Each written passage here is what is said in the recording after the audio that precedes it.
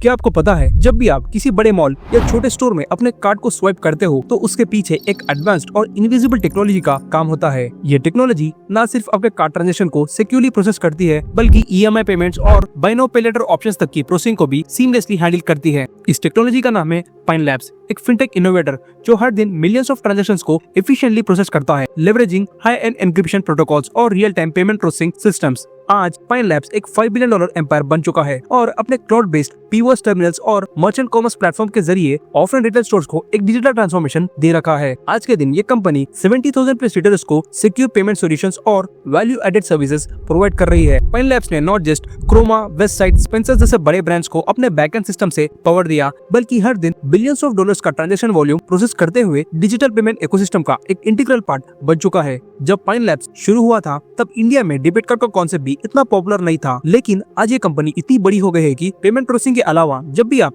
Amazon या फ्लिपकार्ट के gift cards खरीदते हो तो वो भी पाइन लैब्स के सिस्टम से ही प्रोसेस होते हैं और आज ये इंडिया का सबसे बड़ा गिफ्ट कार्ड प्लेटफॉर्म बन चुका है। लेकिन पाइन लैब्स आखिर शुरू कैसे हुआ था? क्या था इसका यूनिक बिजनेस मॉडल जिससे आज ये हर साल थाउजेंड्स ऑफ करोड़ का रेवेन्यू जनरेट करता है? क्या थे वो सीक्रेट स्ट्रेटेजीज जो पाइन लैब्स को पेटीएम और फोन पे जैसे बड़े टेक जिन से कंपटीशन में आज भी आगे रखता है? और सबसे जरूरी बात, हम इस केस स्टडी में कुछ ऐसे बिजनेस लेसन्स भी सीखेंगे जो आप आपके बिजनेस में इम्प्लीमेंट करके अपनी ग्रोथ को एक्सेलरेट कर सकते हो।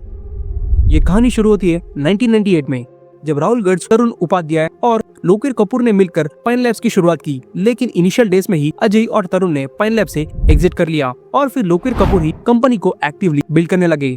शुरुआत में पाइन लैब्स का पॉइंट ऑफ सेल यानी पीओएस मशीन बिजनेस एग्जिस्ट नहीं करता था, जिसे आज हम पॉपुलरली जानते हैं। उनका पहला बिजनेस मॉडल था फ्यूल ऑटोमेशन सॉल्यूशंस प्रोवाइड करना, specifically for petrol pumps. Pine Labs एक डेडिकेटेड सॉफ्टवेयर प्लेटफॉर्म डेवलप कर रहा था जो पेट्रोल पंप्स को ट्रांजैक्शन मैनेजमेंट और कस्टमर एंगेजमेंट सिंप्लीफाई करने में मदद कर रहा था। पाइन लैब्स अपने कस्टमर को फ्यूल स्मार्ट कार्ड्स इशू करते थे। जब भी कोई कस्टमर पेट्रोल भरवाने आता था तो कैश या कार्ड के बदले वो अपना fuel smart card pine labs के इंस्टॉल्ड स्कैनिंग सिस्टम पर स्वाइप या स्कैन करता था और बिना किसी मैनुअल कैश हैंडलिंग के ट्रांजैक्शन कंप्लीट हो जाती थी। इस सिस्टम से पेट्रोल पंप्स को कई बेनिफिट्स मिल रहे थे, जैसे कि रियल टाइम ट्रांजैक्शन डेटा मिलता था जो कि कैश फ्लो मॉनिटरिंग और अकाउंटिंग को ट्रांसपेरेंट बनाता था और इससे फ्यूल थेफ्ट और मैनुअल एंट्री एरर्स जैसे इश्यूज भी ड्रास्टिकली रिड्यूस होने लगे। कैश मिसयूज और ह्यूमन फ्रॉड के केसेस भी काफी हद तक कम होने लगे और सबसे इम्पोर्टेंट बात, इस टेक्नोलॉजी अडॉप्शन की वजह से पेट्रोल पंप्स को एक मॉडर्नाइज्ड पेट्रोल पंप का प्रीमियम टैग भी मिल चुका था जो ब्रांडिंग और कस्टमर ट्रस्ट दोनों के लिए बेनिफिशियल था। पाइन लैब्स के शुरू के दो मेजर क्लाइंट्स थे इंडियन ऑयल कॉर्पोरेशन और हिंदुस्तान पेट्रोलियम कॉर्पोरेशन लिमिटेड, जिसे हम HPCL के नाम से जानते हैं,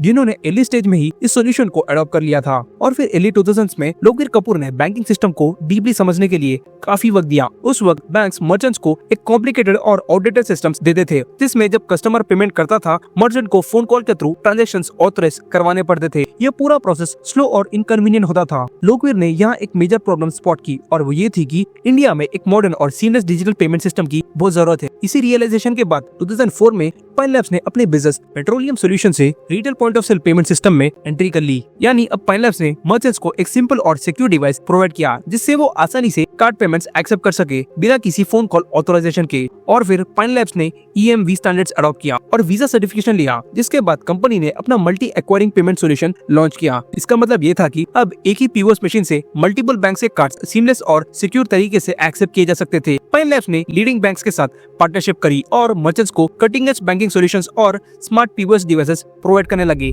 लेकिन पाइन लैब्स को जल्दी समझ आ गया था कि सिर्फ ट्रांजैक्शन प्रोसेस करना काफी नहीं है, कंज्यूमर एक्सपीरियंस और मर्चेंट सेटिस्फेक्शन भी इक्वली इंपॉर्टेंट है। इसलिए उन्होंने अपनी टेक्नोलॉजी का फोकस शिफ्ट किया, इजी टू यूज इंटरफेस बनाया जिससे मर्चेंट्स और कस्टमर्स दोनों के लिए पेमेंट जर्नी स्मूथ और सेटिस्फाइंग बन चुकी थी।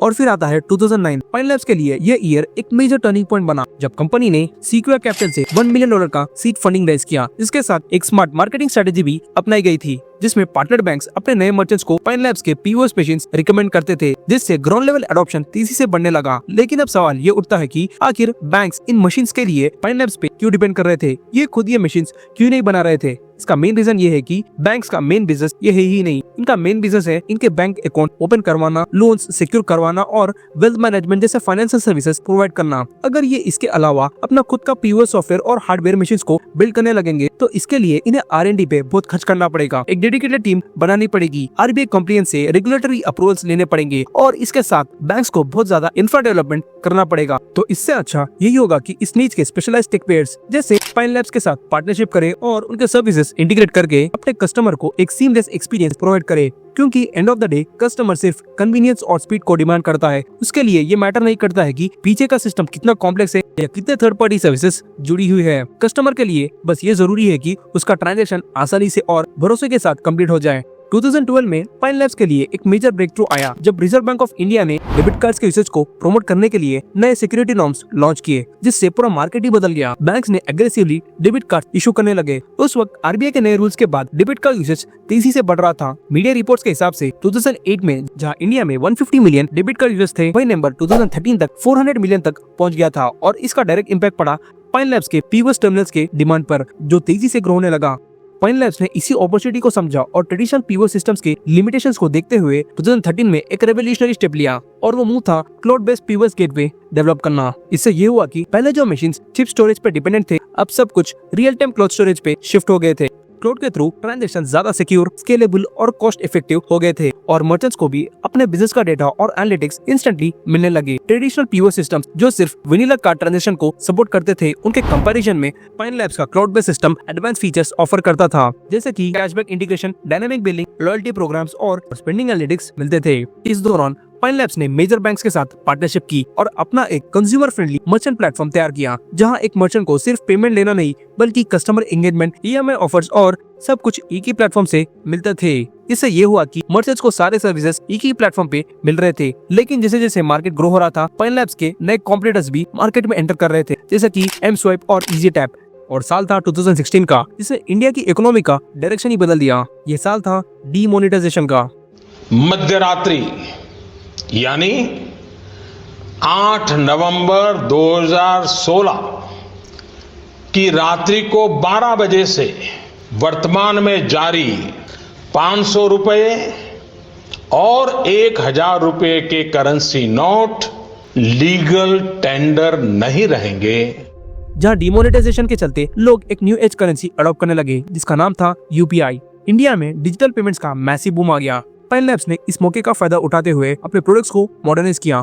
कंपनी ने एंड्रॉइड बेस्ड एप्लीकेशंस जैसे माई प्लोटस और बिजनेस प्लस लॉन्च किया, जिनके थ्रू मर्चेंट्स कस्टमर बिहेवियर को समझकर मार्केटिंग और सेल्स स्ट्रेटेजीज इंप्रूव कर सकते थे। साथ ही पाइन लैब्स ने लोटस स्मार्ट टर्मिनल इंट्रोड्यूस किया, एक Android based smart POS device जिसमें EMI offers comparison, inbuilt barcode scanner और मल्टी पेमेंट एक्सेप्टेंस जैसे एडवांस फीचर्स दिए गए थे। यूपीआई और वॉलेट बेस्ड ट्रांजैक्शन का इंटीग्रेशन होने के बाद पाइन लैब्स का पीओएस इकोसिस्टम और भी ज्यादा रिलेवेंट और पावरफुल बन गया, helping them dominate the rapidly growing digital payments market. और 2017 में पाइन लैब्स ने ऑपरेशनली ग्लोबली एक्सपेंड करने लगे। साथ ही अपने ऑफरिंग्स को एक्सपेंड करते हुए मर्चेंट्स को शॉर्ट टर्म फाइनेंसिंग और वीकेंड क्रेडिट प्रोवाइड करना शुरू कर दिया, जिससे उनका वर्किंग कैपिटल और इन्वेंटरी नीड्स पूरी करने में मदद मिली। ईएमआई और लोन्स के लिए पाइन लैब्स को एनबीएफसीज और लेंडिंग पार्टनर्स के साथ टैप करना पड़ा।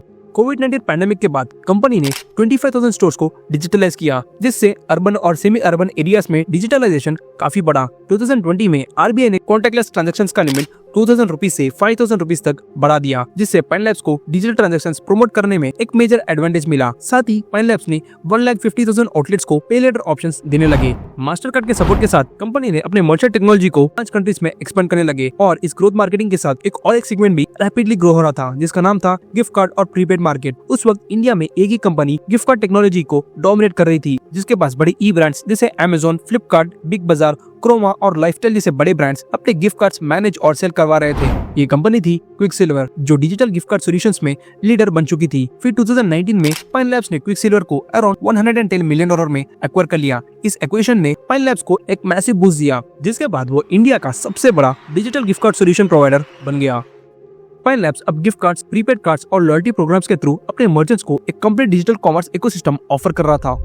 और 2021 में पाइन लैब्स ने मलेशिया में बाय नाउ पे लेटर का कॉन्सेप्ट इंट्रोड्यूस किया, जिससे कस्टमर्स इजी इंस्टॉलमेंट से पेमेंट्स कर सकते थे। और Pine Labs mainly advanced point of sale solutions, online payments और bye now pay letter options के लिए जाना जाता है। इसके अलावा पाइन लैब्स ने 3 कंपनीज में इन्वेस्टमेंट कर रखी है, जिनमें एनपीसीआई और फेबिस शामिल है, और 8 कंपनीज को एक्वायर भी कर लिया है, जैसे सनुटो और Setu. Pine Labs comprehensive payment solutions भी ऑफर करता है, जो पॉइंट ऑफ सेल टर्मिनल और ऑनलाइन पेमेंट गेटवेज को इंक्लूड करते हैं। और ये इंडिया, मिडिल ईस्ट और साउथ ईस्ट एशिया के 5 लाख से भी ज्यादा मर्चेंट्स को सर्विस दे रहा है। अगर सब कुछ प्लान के मुताबिक रहा तो पाइन लैब्स का आईपीओ पेटीएम के बाद इंडिया का दूसरा सबसे बड़ा फिनटेक लिस्टिंग बन सकता है। इस आईपीओ में नए इक्विटी शेयर्स के साथ एग्जिस्टिंग इन्वेस्टर्स का ऑफर फॉर सेल भी शामिल होगा। कंपनी जिसकी वैल्यूएशन 2022 में अराउंड $5 बिलियन के आसपास थी, अब लिस्टिंग के बाद $6 बिलियन से लेकर $8 बिलियन तक का टारगेट रखा है। बढ़ते टाइम के साथ कॉम्पिटिटर्स भी बढ़ रहे हैं। आपको क्या लगता है, पाइन लैब्स इनसे कॉम्पीट कर पाएगी? कमेंट्स में जरूर बताइए। दैट्स इट फॉर टुडे, मिलते हैं अगले वीडियो में।